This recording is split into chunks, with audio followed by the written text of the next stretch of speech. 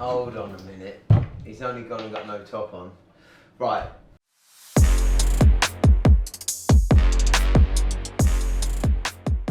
Taking ownership.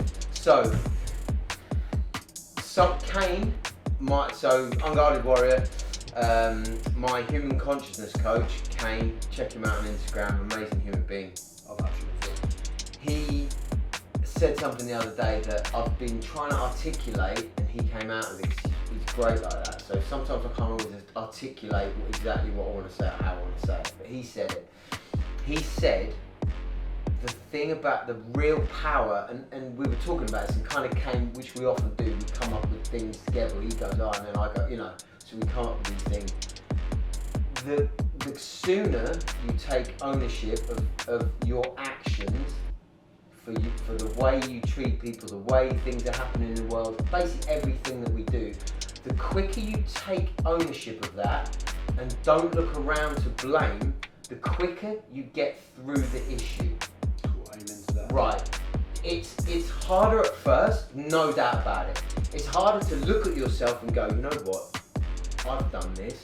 I've messed up. I've got to fix this. Right, how can I fix this? Okay, first of all, I've got to admit it. I've got to go, okay, maybe I've got to apologise to someone, or maybe I've got to do this, or maybe I've just got to go, no, I can do better. Not beat yourself and lambaste yourself and tell yourself and hate yourself. No, you go, I can do better. I'm going to fix up. I'm going to fix this. I'm going to get on and I'm going to learn and move on.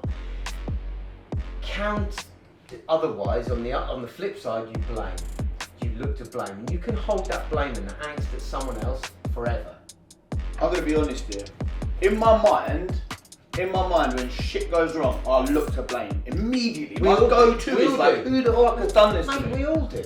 So, it takes a lot for me, and I think I heard this guy, he talks about being a powerful person, yeah? He's like, you don't have to be soft. You could be like powerful, but it's learning how to control that. And I feel like that's where, like, the power for me doesn't come from going to blame someone. It comes from stopping myself before I have, and then being like, how am I going to make this situation right?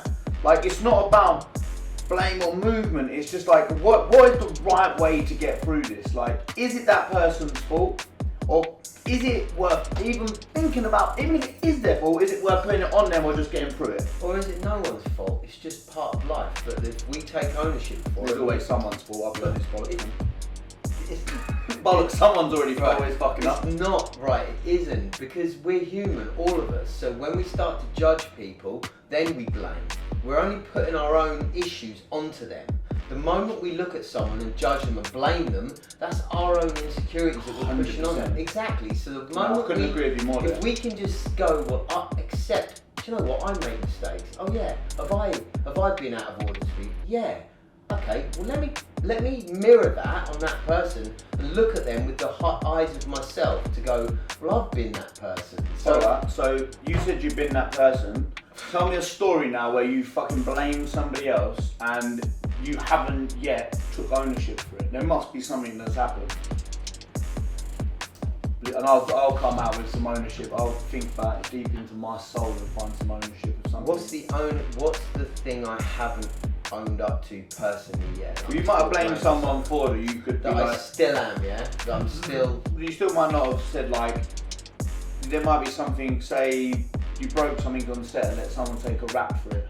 And someone definitely did, but you didn't say nothing at the time. I did it. Like, I probably did it about 1,000 times when I was young, but now, in the last however long, I've not done anything. Well, like I've lost huge amounts of money.